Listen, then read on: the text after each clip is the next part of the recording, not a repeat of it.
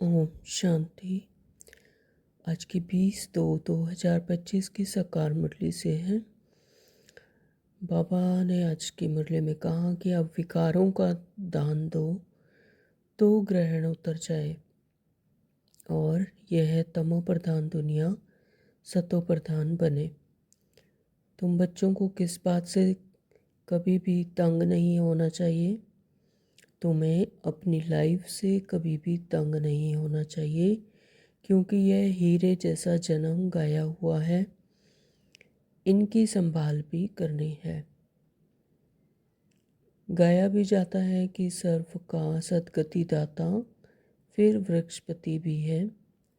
यह मनुष्य सृष्टि का झाड़ है जिसको कल्प वृक्ष कहते हैं। अब यह तो बच्चे जानते हैं कि बाप की जयंती भी आधा कल्प मनाते हैं, आधा कल्प भूल जाते हैं। तो इस समय भारत पर राहु का ग्रहण बैठा हुआ है। अभी सारी सृष्टि पर ग्रहण लगा हुआ है। 5 तत्वों पर भी ग्रहण लगा हुआ है, क्योंकि तमो प्रधान है। बाबा कहते नई को सतो प्रधान दुनिया और पुरानी को तमो प्रधान दुनिया कहते हैं। छोटे बच्चे को भी सतो प्रधान महात्मा से भी ऊंचा गिना जाता है, क्योंकि उनमें 5 विकार नहीं रहते। असुरों और देवताओं की युद्ध दिखाई है, परंतु देवताएं तो होते ही हैं सतयुग में। वहाँ लड़ाई हो कैसे सकती है। हम आत्मा हैं, बाप हमको पढ़ाते हैं, यह पक्का करना है। बाप हमें पतित से पावन बनाते हैं। आत्मा में ही अच्छे या बुरे संस्कार होते हैं। बाबा हर 5000 वर्ष बाद आते हैं हमको सुनाने। तुम तो सामने बैठे हो, मधुबन की महिमा है। बाबा कहते तुम्हारे लिए नई दुनिया चाहिए। लक्ष्मी की भी पूजा करते हैं तो घर की कितनी सफाई कर देते हैं। अब इस सृष्टि की भी कितनी सफाई होनी है। सारी पुरानी दुनिया ही खत्म हो जानी है। तुम समझते हो लक्ष्मी को तो स्वर्ग की मालिक और जगदम्बा, जिसको सरस्वती भी कहते हैं, वही जगदम्बा फिर यह लक्ष्मी बनती है। तुम्हारी महिमा है सरस्वती जगदम्बा। उनसे क्या मिलता है? सृष्टि की बादशाही। जगदम्बा की तो सदैव पूजा होती ही है। जब चाहे तब अम्बा के मंदिर में जाएं। यहाँ भी जब चाहो जगदम्बा से मिल सकते हो। पापा कहते हैं अभी तुम हो ईश्वरीय संप्रदाय, फिर होंगे दैवीय संप्रदाय। अभी तुम दैवी गुण धारण करते हो, महिमा भी उनकी ही गाते हैं, सर्व गुण संपन्न। तो अभी तुमको ऐसा बनना है। बाबा कहते हैं कि तुम अपना हिसाब निकालो कि कितने जन्म लिए होंगे। हमको तो सीढ़ी 84 जन्मों की ही दिखानी है। बाप की याद में तुम दिल्ली तक पैदल जाओ तो भी थकावट नहीं होगी। सच्ची याद होगी तो देह का भान टूट जाएगा, फिर थकावट हो नहीं सकती। बाबा ने धारणा के लिए मुख्य सार में कहा कि एक बाप की अव्यभिचारी याद में रह देह भान को खत्म करना है। अपनी कर्मातीत अवस्था बनाने का पुरुषार्थ करना है। ज्ञानी तू आत्मा बन, औरों की सर्विस करनी है। बाप से जो सुना उसे धारण कर दूसरों को सुनाना है। वरदान दिया है बाबा ने, एक मत और एक रस अवस्था द्वारा धरनी को फलदायक बनाने वाले हिम्मतवान भव। स्लोगन दिया बाबा ने, जो अभिमान को शान समझ लेते हैं वह निर्माण नहीं रह सकते। तो शुरू करते हैं आज की साकार मुरली। बाबा कहते, मीठे बच्चे, हाँ जी बाबा, अब विकारों का दान दो तो ग्रहण उतर जाए और तमो प्रधान दुनिया सतो प्रधान बने। तो बाबा क्या कह रहे हैं, अभी विकारों का दान दो। तो विकारों का दान दो यानी काम, क्रोध, लोभ, मोह, अहंकार और ईर्ष्या, द्वेष, ग्लानि, घृणा, यह सब बाबा को दे दो, परमात्मा को दे दो। बाबा हमसे क्या लेते हैं, हमारे विकार, हमारा ककपन, हमारा बिटरनेस, और हमें इसके बदले में क्या देते हैं, ज्ञान, शांति, सुख, आनंद, स्नेह, पवित्रता, प्रेम, शक्तियाँ, है ना, गुण और स्वीटनेस। तो बाबा ये सब हमसे लेकर फिर हमें ये दैवीय गुण प्रदान करते हैं, क्योंकि तमो प्रधान दुनिया ही सतो प्रधान बनती है। जब तमो प्रधान में ये विकार आते हैं तो दुनिया तमो प्रधान बनती है, और फिर जब दैवीय गुण धारण कर कर सतयुगी दुनिया में जाते हैं तो सतो प्रधान बनते हैं।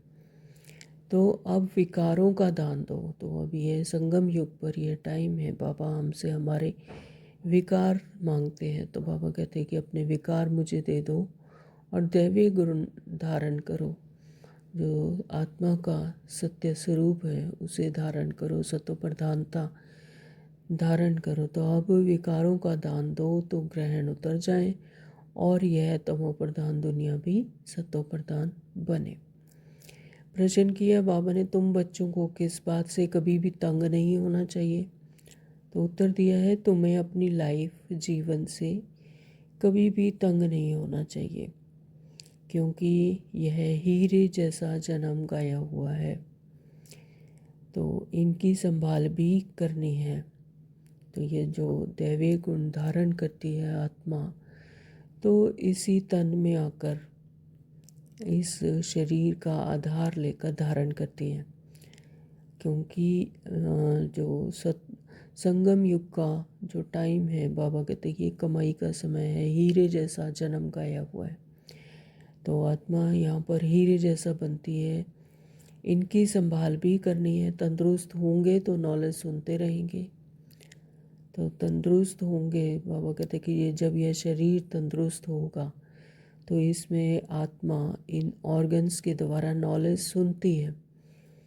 तो यहाँ जितना दिन जिएंगे कमाई होती रहेगी और हिसाब किताब भी जुगतू होता रहेगा, क्योंकि देह भान में आकर जो हिसाब किताब बनाए हैं आत्मा ने अपने देह भान में आकर, तो उसका जो हिसाब किताब जुगतू होगा वो भी यही होगा। तो जितना दिन जिएंगे बाबा कहते कमाई होती रहेगी। ओम गीत दिया बाबा ने, ओम नमो शिवाय। ओम शांति, ओम शांति। बाबा बाबा कहते आज गुरुवार है, तुम बच्चे कहेंगे सतगुरुवार, क्योंकि सतयुग की स्थापना करने वाला भी सत्यनारायण की कथा भी सुनाते हैं। तो जो बाबा हमें ज्ञान धारण करवाते हैं, ज्ञान देते हैं, तो ये क्या है, सत्यनारायण की कथा प्रैक्टिकल में नर से नारायण बनाते हैं।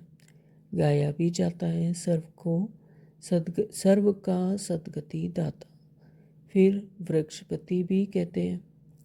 तो इस झाड़ का वृक्षपति बाबा को कहा जाता है, सदगति दाता भी परमात्मा है।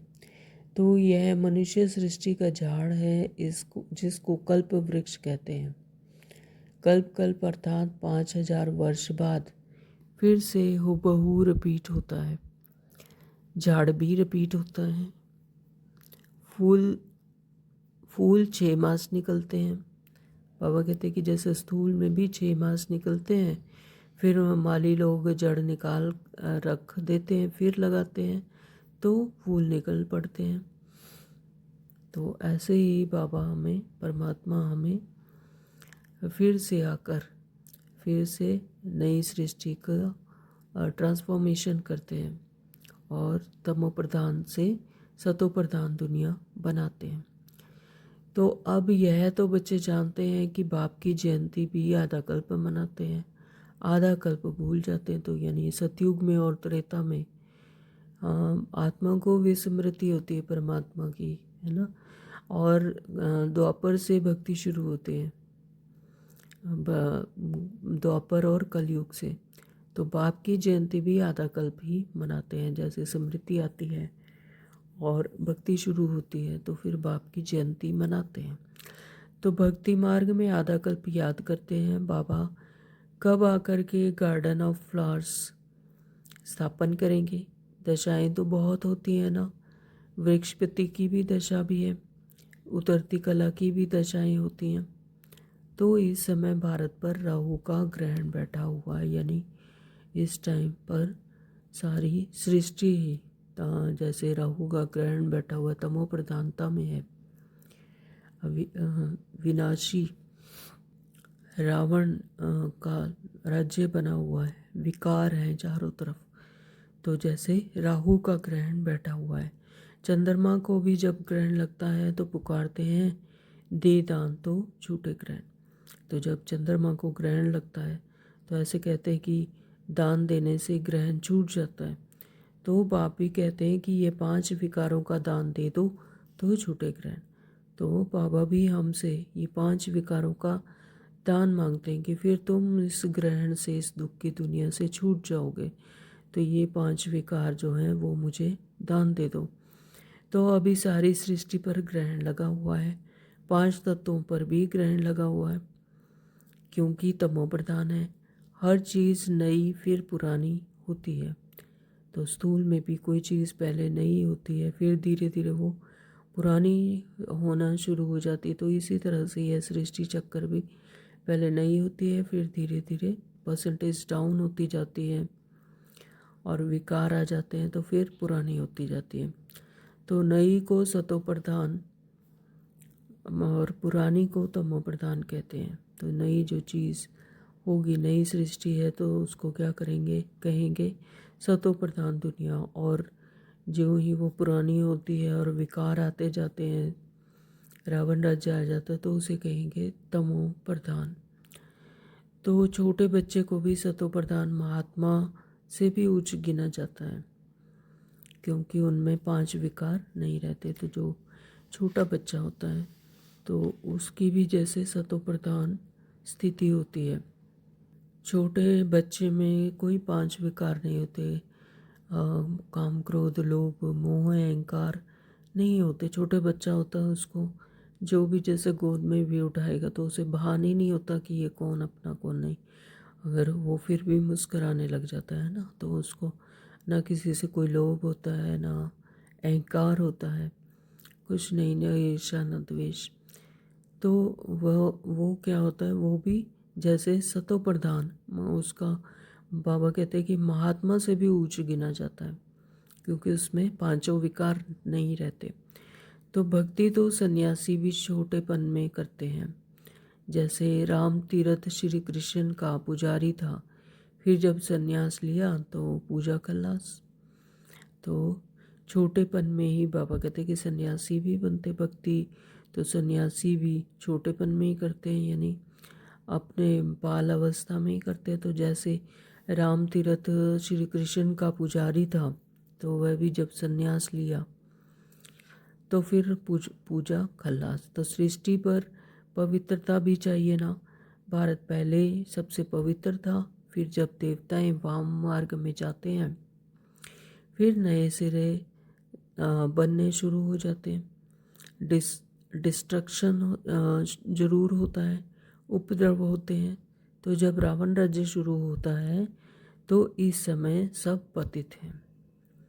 तो रावण राज्य शुरू होते ही ये सारे विकार अपनी उच्चतम स्थिति में होते हैं। तो इस समय सभी पतित हैं। सतयुग में देवताएं राज्य करते हैं। असुरों और देवताओं का युद्ध दिखाई है, परंतु देवताएं तो होते ही सतयुग में हैं, वहाँ लड़ाई हो कैसी सकती है। तो जो स्थूल में जो कहानी किस्से बने हुए हैं उसमें दिखाते हैं कि असुरों और देवताओं की लड़ाई दिखाते हैं, युद्ध दिखाते हैं। लेकिन वो बाबा कहते हैं कि सतयुग में तो देवताएं ही होते हैं और वहाँ पर रावण नहीं होता। और इस तमो प्रधान दुनिया में देवताएं नहीं होती। यानी जब रात है तो दिन नहीं और दिन है तो रात नहीं, तो फिर लड़ाई कैसे हो सकती है। तो संगम पर तो देवताएं होते नहीं। तुम्हारा नाम ही है पांडव। पांडवों और कौरवों की भी लड़ाई होती नहीं। यह सब है गपोड़े। तो ये जो दिखाया है शास्त्रों में, तो बाबा कहते हैं कि ये सब गपोड़े हैं। कितना बड़ा झाड़ है, कितने अथाह पत्ते हैं, उनका हिसाब थोड़ी कोई निकाल सकते हैं। संगम पर तो देवताएं होते नहीं। बाप बैठ आत्माओं को समझाते हैं, आत्मा ही सुनकर कांधे हिलाती है। हम आत्मा हैं, बाबा हमको पढ़ाते हैं। तो यह पक्का करना है, बाप हमें पतित से पावन बनाते हैं। आत्मा में ही अच्छे और बुरे संस्कार होते हैं ना। तो आत्मा ही जब देह भान में आकर कोई भी कार्य व्यवहार करती है तो अच्छे बुरे संस्कार उसके उस टाइम पर इमर्ज होते हैं। जैसे कि संगम युग पर आत्मा धारण करती है। आत्मा ही ऑर्गन्स द्वारा कहती है कि हमको बाबा पढ़ाते हैं। बाप कहते हैं हमको भी ऑर्गन्स चाहिए जिससे समझाऊं। तो बाबा भी परमात्मा को भी ऑर्गन्स चाहिए, मुख द्वारा वे समझाएंगे। और हम आत्मा एक कानों द्वारा सुनती हैं, समझती हैं बुद्धि द्वारा। तो उसके लिए शरीर तो चाहिए ना। तो आत्मा को खुशी होती है। बाबा हर 5,000 वर्ष बाद आते हैं हमको सुनाने। तुम तो सामने बैठे हो ना। मधुबन की भी महिमा है। तो बाबा कहते हैं मधुबन की भी संगम युग पर बहुत महिमा है। तो यहीं पर परमात्मा आकर हमें ज्ञान सुनाते हैं, ब्रह्मा बाबा का शरीर लेकर। तो आत्माओं का बाप तो वह है ना, सब उनको बुलाते हैं। तुमको यहाँ सम्मुख बैठने में मज़ा आता है, परंतु यहाँ सब तो रह नहीं सकते। कहाँ? मधुबन में। तो अपनी कारोबार सर्विस आदि को भी देखना है। आत्माएं सागर के पास आती हैं, धारण फिर जाएं, औरों को सुनाना है। नहीं तो औरों का कल्याण कैसे करेंगे।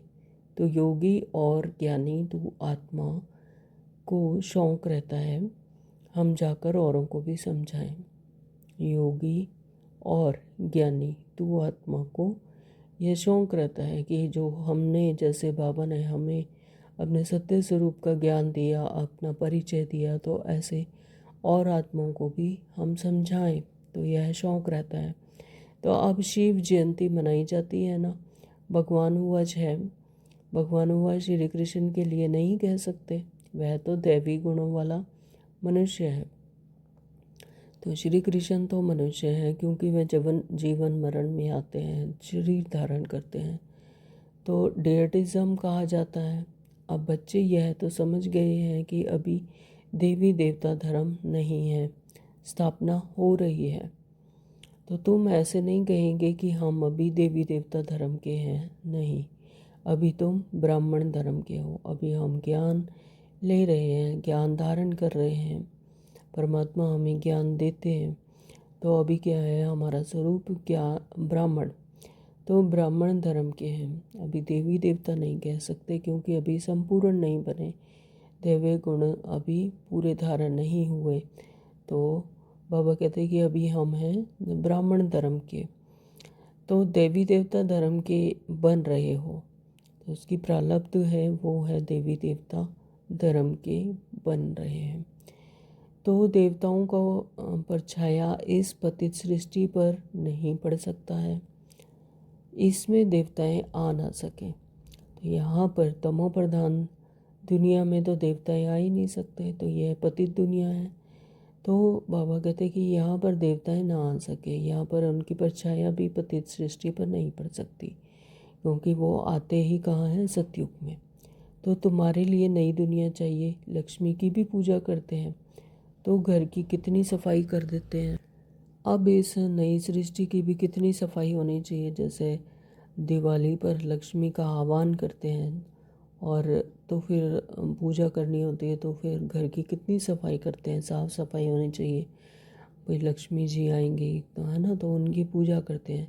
तो बाबा कहते हैं कि अब सतयुग में लक्ष्मी नारायण का किंगडम आएगी, तो लक्ष्मी का आह्वान करते हैं नई दुनिया में। तो फिर कहते हैं कि सारी पुरानी दुनिया ख़त्म ही हो जानी है, तो सृष्टि की कितनी सफाई होनी है। तो लक्ष्मी से मनुष्य धन ही मांगते हैं। लक्ष्मी बड़ी या जगदम्बा बड़ी? तो बाबा पूछ रहे हैं कि लक्ष्मी से तो सिर्फ धन मांगते हैं, तो लक्ष्मी बड़ी या जगदम्बा बड़ी?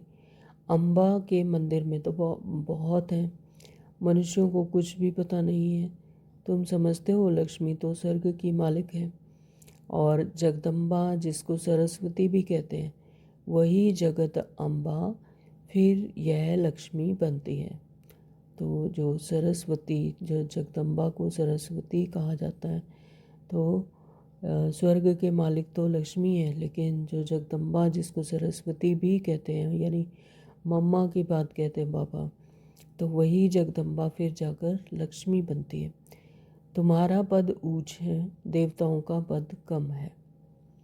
तुम्हारा पद ऊंच है और देवताओं का पद कम है। क्यों?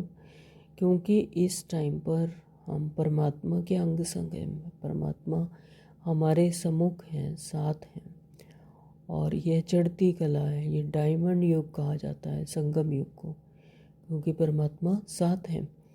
लेकिन देवताओं का पद कम है, देवताओं को उतरती कला है, देवताओं के साथ परमात्मा की स्मृति ही नहीं देवताओं को, है ना, वो प्रारब्ध है। तो ऊंच तो ब्राह्मण चोटी है ना, तो ब्राह्मण चोटी, ब्राह्मण को ही चोटी कहा जाता है, ऊंचते ऊंच।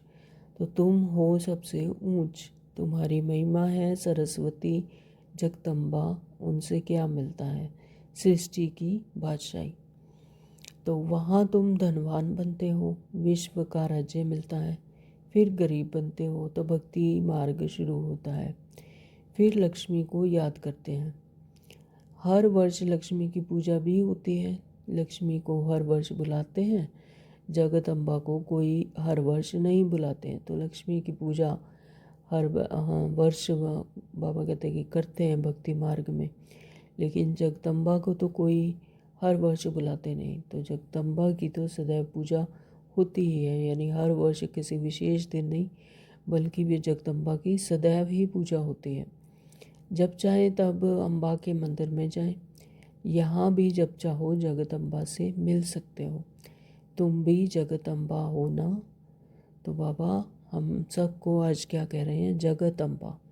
तो सबको विश्व का मालिक बनने का रास्ता बताने वाले हो। जगदम्बा के पास सब कुछ जाकर मांगते हैं, और लक्ष्मी से तो सिर्फ धन मांगते हैं। तो उनके आगे तो सब कामनाएं रखेंगे।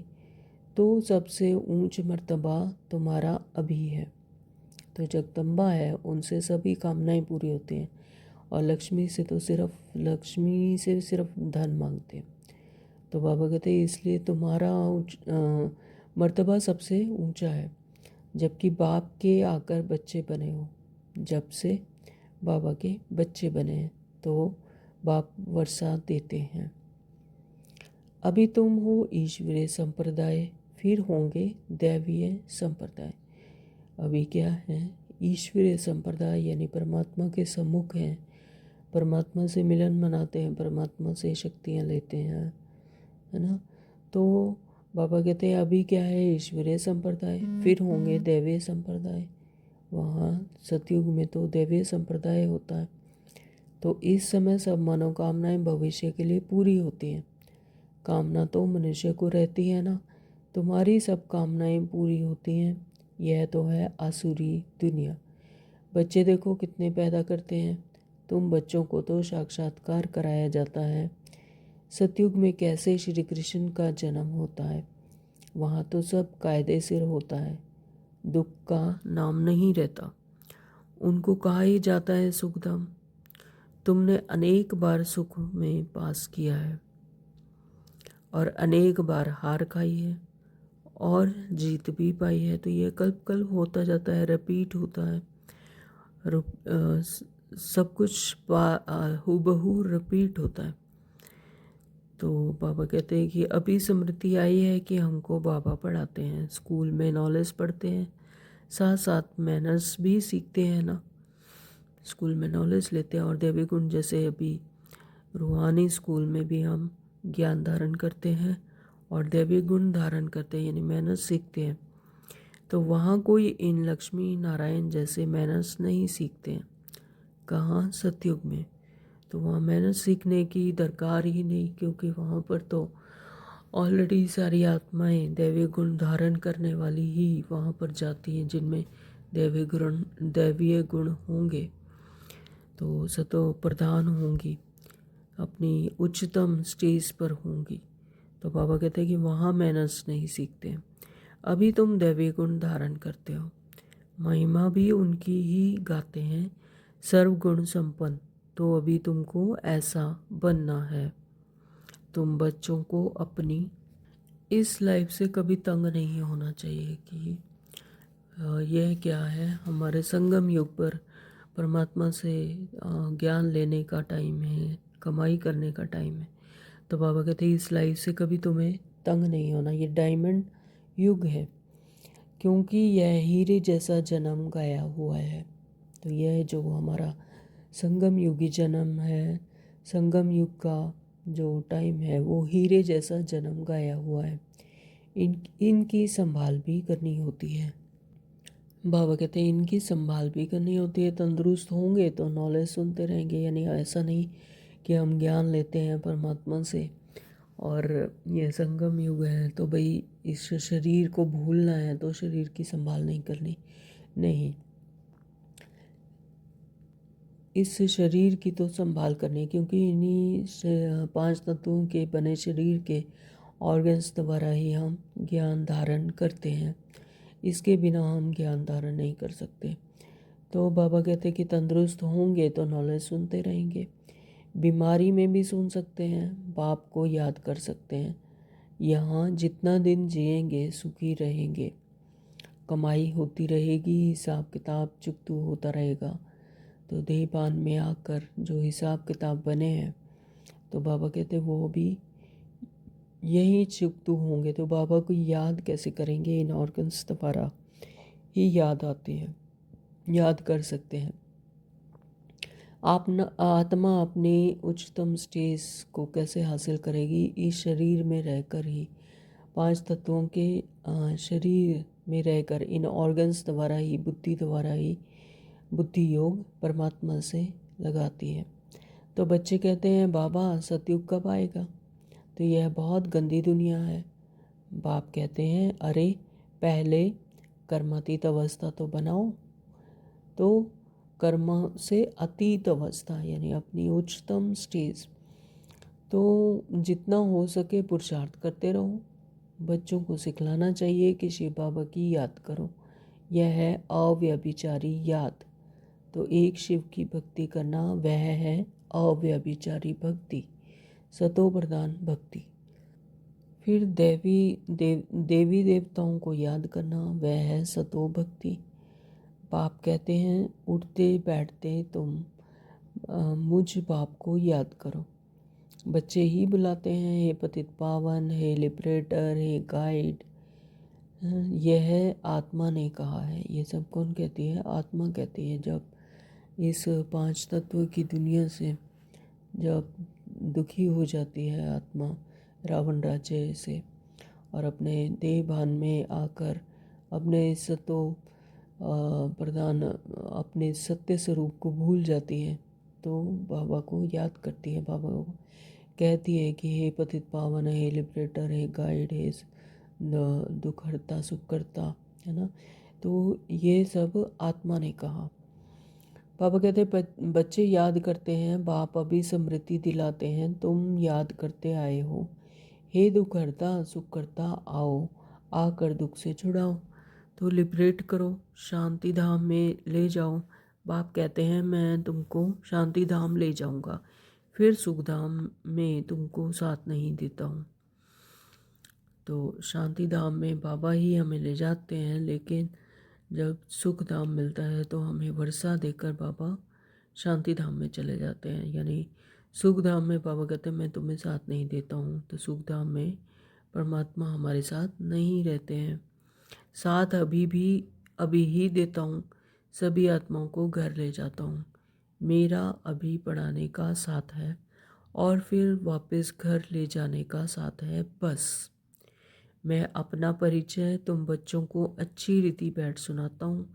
जैसे जैसे जो पुरुषार्थ करेंगे उस अनुसार फिर वहाँ प्रारब्ध पाएंगे। समझ तो बाप बहुत देते हैं, जितना हो सके मुझे याद करो तो विक्रम विनाश होंगे और उड़ने के पंख मिल जाएंगे। तो आत्मा को कोई ऐसे पंख नहीं है, आत्मा तो एक छोटी पिंडी है। किसको यह पता नहीं है, पंख मिल जाएंगे यानी ज्ञान मिल जाएगा, समझ मिल जाएगी। तो आत्मा को ऐसे कोई पंख नहीं है, ऐसा नहीं कि आत्मा के कोई पंख आ जाते हैं। तो पंख तो एक छोटी बिंदी है। बाबा कहते हैं आत्मा तो एक छोटी बिंदी है। किसको यह पता नहीं है कि आत्मा में कैसे 84 जन्मों का पार्ट नुदा हुआ। तो एक छोटी सी बिंदी, उसमें पूरा सीढ़ी की तरह एक आत्मा में 84 जन्मों का पार्ट नूंदा हुआ है।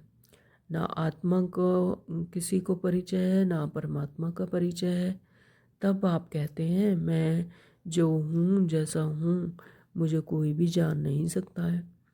मेरे द्वारा ही मुझे और मेरी रचना को जान सकते हैं। मैं ही आकर तुम बच्चों को अपना परिचय देता हूँ। आत्मा क्या है वह भी समझाता हूँ। इनको सोल रियलाइजेशन कहा जाता है। तो आत्मा प्रकृति के बीच में रहती है। कहते भी हैं प्रकृति के बीच चमकता है अजब सितारा। परंतु आत्मा क्या चीज़ है यह बिल्कुल कोई नहीं जानते हैं। जब कोई कहते हैं कि आत्मा का साक्षात्कार हो तो उन्हें समझाओ कि तुम तो कहते हो प्रकृति के बीच स्टार है, स्टार को क्या देखेंगे। टीका भी स्टार का ही लगा देते हैं और चंद्रमा में भी स्टार दिखाते हैं। तो वास्तव में आत्मा है स्टार। तो अभी बाप ने समझाया है कि तुम ज्ञान स्टार्स हो, बाकी वह सूर्य चांद सितारे तो मांडवे की रोशनी देने वाले हैं। वह इस सृष्टि को, इस ब्रह्मांड को रोशनी देने वाले हैं। लेकिन जो हम आत्माएं हैं, हम क्या हैं, ज्ञान स्टार्स। तो ऐसा बाबा समझाते हैं। तो वह कोई देवताएं नहीं है। भक्ति मार्ग में सूर्य को भी पानी देते हैं। भक्ति मार्ग में यह बाबा भी सब करते थे। तो बाबा यानी यहाँ ब्रह्मा बाबा की बात है कि वहाँ क्या भक्ति मार्ग में यह बाबा कहते कि ब्रह्मा बाबा भी ये सब करते थे कि सूर्य को पानी देते थे। तो सूर्य देवताएं नमः, चंद्रमा देवताएं नमः कहकर पानी देते थे। तो यह सब है भक्ति मार्ग। क्योंकि ऐसा ड्रामा में ही नून था कि इनको ही देवताएं मान लेते थे। ये सूर्य चंद्रमा इनको भी देवताएं मानते हैं। तो यह सब है भक्ति मार्ग। तो इसने तो बहुत भक्ति की हुई है। नंबर 1 पूज्य, तो फिर नंबर 1 पुजारी बने हैं ब्रह्मा बाबा, जो नंबर 1 में आते हैं। तो बाबा कहते वो नंबर 1 पूज्य, तो फिर नंबर 1 पुजारी भी बने हैं। नंबर तो गिनेंगे ना, रुद्रमाला के भी नंबर होते हैं तो है ना। तो भक्ति भी सबसे जास्ती इसने ही की है। किसने? ब्रह्मा बाबा ने। अब बाप कहते हैं छोटे छोटे सबकी वानप्रस्थ अवस्था है। छोटे बड़े सबकी वानप्रस्थ अवस्था है। चाहे कोई आत्मा अपने छोटे शरीर में, बच्चे के शरीर में है या बड़े में है, तो बाबा कहते हैं सभी की क्या है, वानप्रस्थ अवस्था। अभी मैं सबको ले जाऊंगा, फिर यहाँ आएंगे ही नहीं। बाकी शास्त्रों में जो दिखाते हैं, प्रलय हुई, जलमय हो गई, फिर पीपल के पत्ते पर श्री कृष्ण आया। तो बाप समझाते हैं सागर की कोई बात नहीं, वहाँ तो गर्म महल है। कहाँ? सतयुग में। और जहाँ बच्चे बहुत सुख में रहते हैं, यानी गर्भ में भी कहते हैं कि जो बच्चा होता है तो वो उसके लिए गर्भ भी क्या है, जैसे गर्भ महल है, यानी सुख में रहते हैं, कोई दुख नहीं। और यहाँ गर्भ जेल कहा जाता है। तो यहाँ पर जब गर्भ में होता है बच्चा तो बहुत दुखदाई स्थिति में होता है। तो यहाँ पर क्या है, जैसे गर्भ जेल है। पापों की भोगना गर्भ में मिलती है। तो फिर भी बाप कहते हैं मन मना भव मुझे याद करो। प्रदर्शनी में कोई पूछते हैं कि सीढ़ी में और कोई धर्म क्यों नहीं दिखाए हैं। तो प्रदर्शनी में ऐसे लोग कहीं पूछते हैं कि सीढ़ी में और कोई धर्म क्यों नहीं दिखाते। तो बाबा कहते हैं कि बोलो औरों के 84 जन्म तो है नहीं, तो सब धर्म झाड़ में दिखाए हैं। तो 84 जन्म कौन लेते हैं? जो सतयुग में आते हैं तो सतो प्रधान बनते हैं, उन्हीं के ही 84 जन्म होते हैं। तो इसलिए सीढ़ी में सारे धर्म नहीं दिखाए, तो सब धर्म झाड़ में दिखाए हैं। तो जो बाकी सब धर्म हैं वो कहाँ दिखाए हैं? झाड़ में दिखाए हैं। तो उसमें तुम अपना हिसाब निकालो कि कितने जन्म लिए होंगे। हमको तो सीढ़ी 84 जन्मों की दिखानी है, बाकी सब चक्र में और झाड़ में दिखाए हैं। तो जो बाबा के चित्र हैं चक्र और झाड़, उसमें सब दिखाया हुआ है। तो इनमें सब बातें समझाई हैं। नक्शा देखने से बुद्धि में आ जाता है ना कि लंदन कहाँ है, फलाना शहर कहाँ है। तो बाप कितना सहज कर समझाते हैं, सभी को यही बताओ कि 84 का चक्र ऐसे फिरता है। अभी तमो प्रधान से सतो प्रधान बनना है, तो बेहद के पाप को याद करो तो तुम पावन बन जाएंगे और फिर पावन दुनिया में चले जाएंगे। कोई तकलीफ की बात नहीं है। जितना समय मिले बाप को याद करो तो पक्की टेव पड़ जाएगी। बाप की याद में तुम दिल्ली तक पैदल जाओ तो भी थकावट नहीं होगी। तो बाबा क्या कह रहे हैं कि बाप की याद में जितना परमात्मा की याद में रहते हैं तो कोई भी कार्य करो तो उसमें थकावट नहीं होती। तो इसमें बाबा कहते सच्ची याद होगी तो देह का भान टूट जाएगा, फिर थकावट नहीं हो नहीं सकती। तो यानी थकावट कब होती है? जब देह भान में आते हैं। तो जब देह भान में नहीं आते, परमात्मा की याद हमें बिंदु स्वरूप में करनी है, अपने आत्मिक स्वरूप में, सत्य स्वरूप में करनी है। तो जब सत्य स्वरूप में परमात्मा को याद करते हैं तो फिर थकावट आ नहीं सकती। थकावट आएगी देह भान में आने से। तो बाबा कहते कि जैसे जैसे देह भान से परे होकर अगर याद करते हैं तो थकावट आ नहीं सकती। तो पिछाड़ी में आने वाले और ही याद में तीखे जाएंगे। तो ऐसा नहीं कि जिन्होंने पहले से ही ज्ञान में आए हैं तो उनकी प्रारब्ध ज़्यादा है, ऐसा नहीं। बाबा कहते चाहे कोई पीछे भी बच्चे आए हैं, बाद में भी आए हैं, लास्ट सो फास्ट, तो जो पीछे भी आए हैं वह भी तीखे जा सकते हैं। ये ज्ञान को धारण करने की बात है। अच्छा, मीठे मीठे सिखल दे बच्चों प्रति माता पिता बाप दादा का याद प्यार और गुड मॉर्निंग। रूहानी बाप की रूहानी बच्चों को नमस्ते। हम रूहानी बच्चों की रूहानी बाप को नमस्ते जी, नमस्ते जी, नमस्ते जी। शुक्रिया बाबा, आपका बहुत बहुत शुक्रिया। धारणा के लिए मुख्य सार में बाबा ने कहा कि एक बाप की अव्यभिचारी याद में रह देह भान को ख़त्म करना है। अव्यभिचारी याद यानी एक की याद, सिर्फ एक परमात्मा की याद में रहकर इस देह भान को ख़त्म करना है। अपनी कर्मातीत अवस्था बनाने का पुरुषार्थ करना है। कोई भी हिसाब किताब ना बचे तो कर्मातीत, कर्मों से अतीत अवस्था बनाने का पुरुषार्थ करना है। इस शरीर में रहते अविनाशी कमाई जमा करनी है। तो इस शरीर में रहते हुए ही परमात्मा की याद से हम अविनाशी कमाई जमा कर सकते हैं। नंबर 2, बाबा ने कहा कि ज्ञानी आत्मा बन औरों की सर्विस करनी है। ज्ञानी तू आत्मा यानी सदा की याद से ज्ञानी तू आत्मा बन औरों की भी सर्विस करनी है। बाप से जो सुना है उसे धारण कर दूसरों को सुनाना है। 5 विकारों का दान दे राहु के ग्रहण से मुक्त होना। तो यानी 5 विकार जो हैं उसका दान दे देना है, उसको समाप्त करना है, उसको ख़त्म करना है, उसको भस्म करना है। तो फिर राहु के ग्रहण से मुक्त हो जाएंगे। वरदान दिया बाबा ने, एक मत और एक रस अवस्था द्वारा धरनी को फलदायक बनाने वाले हिम्मतवान भव।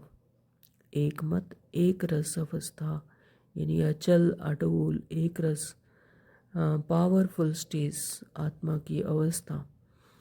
तो अपनी एक मत और एक रस अवस्था से धरनी को फलदायक बनाने वाले, यानी जैसा बीज डालेंगे, अगर अपनी एक रस स्थिति होगी तो जैसा भी ज्ञान धारण करके दूसरों को सुनाएंगे तो जैसे वो होगा, जैसा बीज डालेंगे वैसा ही सुंदर फल निकलेगा। तो धरनी को फलदायक बनाने वाले हिम्मतवान भव। जब आप बच्चे हिम्मतवान बनकर संगठन में एक मत एक रस अवस्था में रहते व एक ही कार्य में लग जाते हो तो स्वयं भी सदा प्रफुल्लित रहते हो और धरनी को भी फलदायक बनाते हो। तो जैसे आजकल साइंस द्वारा अभी अभी बीज डाला और अभी अभी फल मिला, तो ऐसे ही साइलेंस के बल से सहज और तीव्र गति से प्रत्यक्षता देखेंगे। तो बाबा क्या कह रहे हैं कि जैसे साइंस में स्थूल में भी ऐसे करते हैं कि बीज डाला और फल निकल गया, तो ऐसे ही साइलेंस के बल से, तो यहाँ पर भी साइलेंस के बल से सहज और तीव्र गति से प्रत्यक्षता देखेंगे। तो जब स्वयं निर्विघ्न एक बाप की लगन में मगन एक मत और एक रस रहेंगे तो अन्य आत्माएं भी स्वतः सहयोगी बनेंगी और धरनी फलदायक हो जाएगी। यानी आत्मा अपने सत्य स्वरूप में टिक कर परमात्मा के साथ कंबाइंड होकर अपने ही सत्य स्वरूप में टिकेगी तो बाकी आत्माओं को भी परमात्मा का परिचय स्वतः ही मिलेगा, तो वह भी सहयोगी बनेंगी और धरनी क्या होगी, फलदायक बनेगी। अपनी वृत्ति से मनसा से ऐसी वायुमंडल बन जाएगा कि उन आत्माओं को भी परमात्मा का परिचय मिलेगा। तो स्लोगन दिया बाबा ने, जो अभिमान को शान समझ लेते हैं वह निर्माण नहीं रह सकते। जो अभिमान, अभिमान यानी मेरी अभिमान या मेरी ही मानो, मैं ही सर्वश्रेष्ठ हूँ, जब ऐसा समझते हैं, इसे ही शान समझ लेते हैं, तो फिर निर्माण नहीं रह सकते। फिर क्या है, फिर कोई सफलता प्राप्त नहीं होगी, कोई कंस्ट्रक्शन नहीं होगा, कंस्ट्रक्टिव नहीं होंगे। तो जहाँ मैं मेरा लगाया तो वहाँ पर फिर निर्माण नहीं रह सकते। बाबा कहते हैं कि मान शान से परे निर्माण, यानी मान शान से परे कंस्ट्रक्टिव, निमित्त, हमारा स्लोगन ही है निमित्त निर्माण और निरहंकार। निरहंकार तो किसी को भी परमात्मा का परिचय देने के लिए हमें निर्माण बनना जरूरी है। निर्माण, निमित्त और निरहंकार, तब उन्हें परमात्मा की टचिंग होगी। यानी करण करावन हार करा रहे हैं और मैं आत्मा निमित्त मात्र कर रही हूँ। तो अभिमान, बाबा ने कहा कि जो अभिमान की शान समझ लेते वे निर्माण नहीं रह सकते। ओम शांति। आज के अव्यक्त इशारे हैं, एकांत प्रिय बनो, एकता और एकाग्रता को अपनाओ। तो एकांतवासी और रमणीकता दोनों शब्दों में बहुत अंतर है, लेकिन संपूर्णता में दोनों की समानता रहे। जितना ही एकांतवासी उतना ही एक साथ, फिर साथ साथ रमणीकता भी हो। मतलब जितना एकांतवासी हो तो ऐसा नहीं कि रमणीकता को छोड़ देना, तो रमणीकता भी रहे। तो बाबा कहते साथ साथ रमणीकता भी हो। एकांत में रमणीकता गायब नहीं होनी चाहिए। यानी एकांतवासी ऐसे नहीं कि दुखी होकर एकांतवासी हो गए, खुशी खुशी, और रमणीकता गायब नहीं होनी चाहिए। दोनों समान और साथ साथ रहें। अभी अभी एकांतवासी और अभी अभी रमणीक। जितनी गंभीरता उतने ही मिलनसार भी हों। गंभीरता ऐसी नहीं कि दूसरे कोई आए तो मिले ही नहीं, है ना। तो मिलनसार भी रहना, तो ये तो हमारे क्या हैं, गुण हैं। गंभीरता और मिलनसार, तो दोनों का बैलेंस। तो मिलनसार अर्थात सर्व के संस्कार और स्वभाव से मिलने वाला। ओम शांति। Thank you Baba.